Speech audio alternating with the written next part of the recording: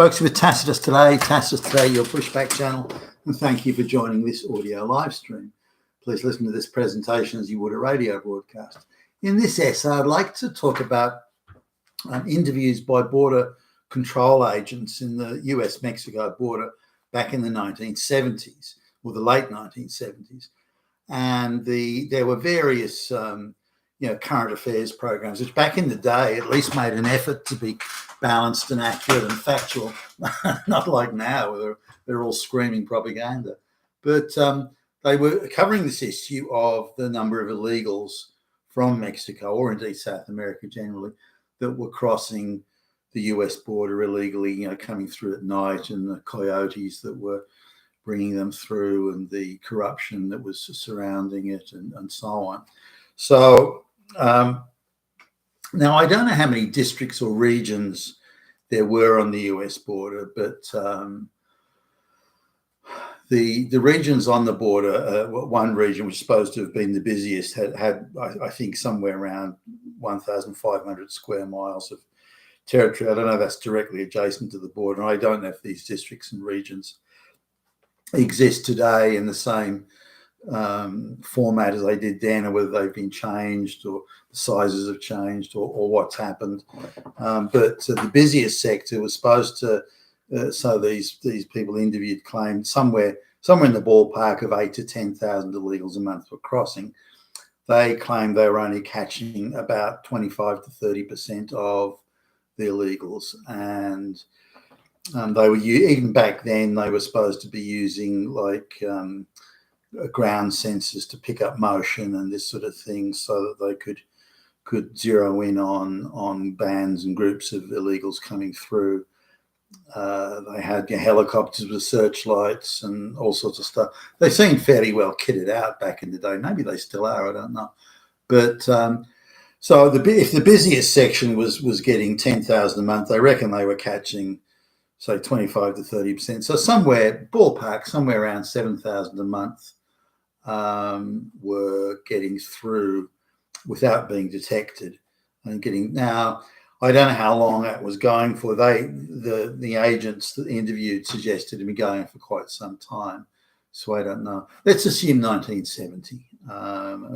Just for sake of argument. So we're going back now, 55 years up to the present, or say 50 years. We'll round it off at 50 years.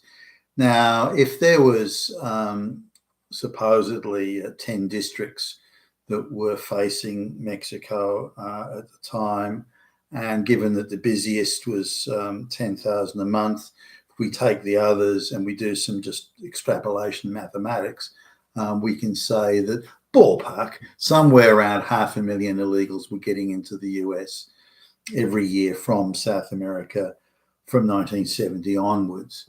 Now, if we take that sort of 50 years, that's 25 million people from South America crossing into the. Now, if we look at the numbers, the suggested numbers of illegals in the US, this is before Biden, so you can add another 10 to 12 million on top of this. But if we look at the number in the United States, illegals, South American illegals, that it was give or take somewhere in the 20 to 25 million range, that kind of holds up if we do just back of the envelope type mathematics here.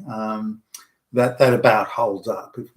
If we assume the border agents back in the day were accurate in their numbers, or even somewhat accurate, and then we multiply that by the 50 years, look at the numbers that are supposed to be in the US, then we can reasonably assume that over that period of time, somewhere around 25 million odd illegals came from South America.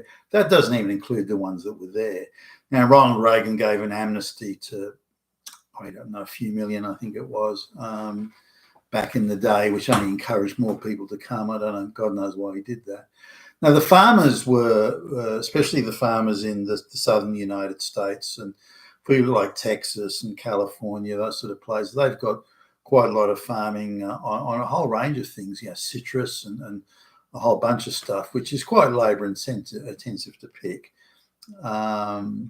So they were wanting cheap labor. and the Mexicans would work for less than half the rate that a local worker would work for, and there was quite a lot of union and industrial militancy at the time, which sort of, I think, artificially inflated the wages of agricultural workers, maybe beyond a sensible level. Nonetheless, coming back to the illegals, so the illegals would come in and work for less than half the local American workers would work for. But on top of that, the farmer could package up their income with accommodation, so he could have some barn, or shed or storage area or something like that, and he could put them in there to sleep.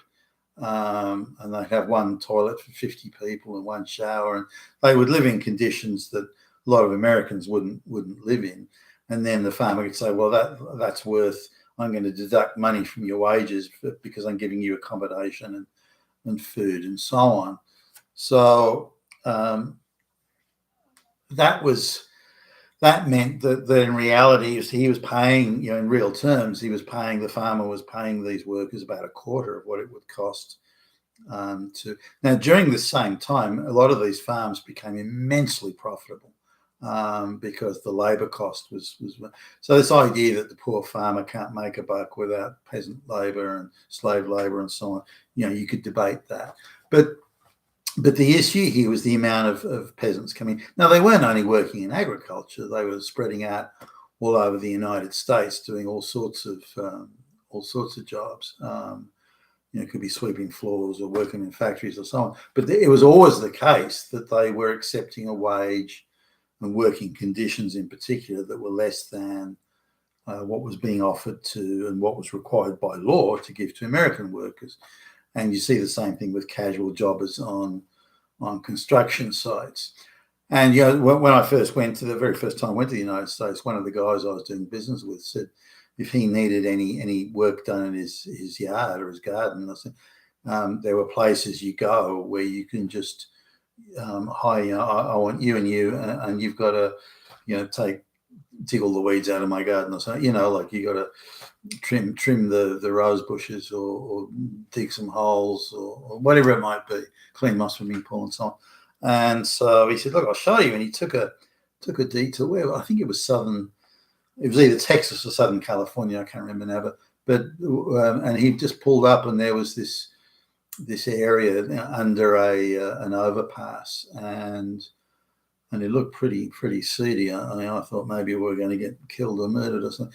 So he just pulled up and just said, okay, I want two strong guys to do some heavy lifting in my yard and move some rocks around and do this and do that.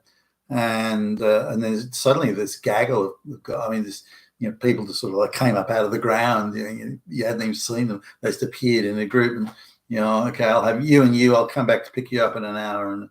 And I'll pay you $5 or $2 an hour or whatever it was. But and then we drove off, and he said, look, if I had to hire a local, say a landscaping outfit to do this work, I'd have to pay them $10 an hour, but I can pay these bums $2 an hour, and I'll give them. I'll get them a couple of burgers and then I'll take that out of the $2 an hour as well. And this is the sort of slave labor mentality that quite a few Americans had. It wasn't like this guy was poor. He was far from being on the bones of his ass. So he didn't need to do it. He could have paid the proper, fair, legally mandated wage to some local worker.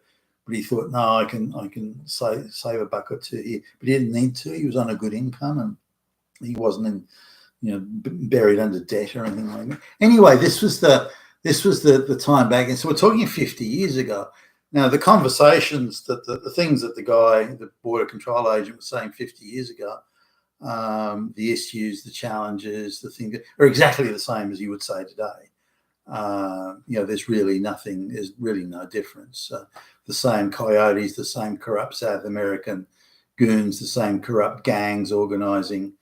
The illegal entry into the United States, and these guys are well kitted out with night goggles and night vision and all sorts of warning equipment. They're bribing agents to look the other way and all sorts of corruption going on at all levels. Most of it in South America, but some of it in the United States as well. So what was the benefit of bringing all these millions of Mexicans in, other than the cheap slave labor? And I mean, they're illiterate in their own language, these people. It's not like they're all rocket scientists, or any of them are, for that matter. So the problems of 50 years ago are the same problems today. They haven't taken 50 years and they're still not solved. And the Trump administration is taking, I think, quite serious steps to stop the illegal entry into the United States of South Americans, or anyone for that matter, through the southern border. And that's welcome. And considering how the globalist controlled Biden administration just opened the whole border up, anybody who wants to come can come. This brings us back to the 25 million plus that are in the United States that have to be deported or evicted. That's a huge task, and one that is going to challenge every fibre of the Trump administration's policy platform. But what intrigued me was how nothing has changed. Can it go on for 50 years and nothing's changed? It has to be that a lot of people want it. Now, coming back to the farmers, why did the government back in the day or today for that matter, not take serious action? Like, why don't they put intense investment in automation of fruit picking, for example?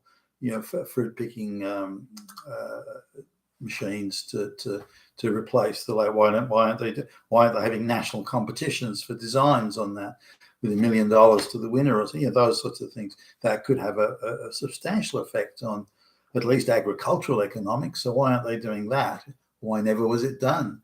Why didn't they say, okay, if you automate your farm and we'll give you double tax write-downs? This is to the farmers, double tax write-downs, so you won't have to take the pain of acquiring large amounts of capital equipment when your profit margins maybe aren't high. There are many things could have been done, or they could have said, okay, well, a certain amount of Mexicans or South American agricultural workers, and ones they could pick ones with some expertise. Maybe they're experienced, orange pickers or something like that, and say, okay, well, you can have a 3-month or whatever the harvesting period is. You can have a 3-month work visa. Do it all legal and above board. So, okay, you're welcome to come in on a work visa. Well, why not do that? There are a whole lot of things, and a combination of all those things, policy things that could have been done by governments that were never done. Why not? And if these things are issues today, and the farmers in the United States complain, we can't get anyone to do the work, which is bullshit, by the way, but they're complaining about, because you get the same in Australia. Then think about, again, a combination of increased automation, which can be supported by increased tax write-downs and the like. Make sure it's only American manufactured machinery that's purchased, and can go on and make a significant change to the productivity equation and the economics of the agricultural sector through various. Well, why not do that? If the problem is that you can't find workers, there's not enough people to do the work, supposedly, then address that. It's like, how can we address it? This is a problem. Let's bend our minds around this and let's solve it. It's because we want the farmers to have prosperous farms, producing oranges and vegetables and whatever else. We want that. That's a good thing. So how can we do that? But how can we do that without having to bring in millions of illegal immigrants or aliens from South America? So let's deal with it. Let's embrace the problem and fix it and solve it. But over 50 years longer, that hasn't been done. But I think the technology today probably exists to do it. So why not go after that solution? Being with Tacitus today, your Pushback channel. Thank you for listening.